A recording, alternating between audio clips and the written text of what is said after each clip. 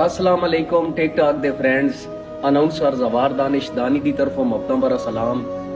बिरामा दे पेश नज़र बड़ी खूबसूरत जी आज दी वीडियो तमीद ते तवज्जो करे सो दौड़ दी मुड़ बड़ी चास सी।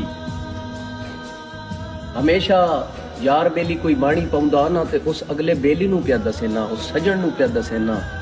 बकैंदे नाल अगर तेरा सांगा जोड़ी जावे ना इस दौर च, अगर तैन कोई मुखलिस टक्कर ही पवे ना, इन्हां लोकां दीयां गल्लां सुन के उस मुखलिस यार नू ना वंजाया कर।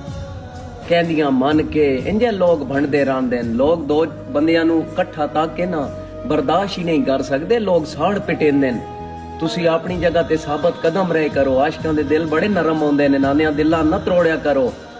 ते तुहान कईयां जेड़े पर लोकां दियां मन लैंदे न उन्हां नू प्यादा तैन जिवें कोई आदा है मन लैना है, बंदे कूड़े कूड़ मरेंदे न।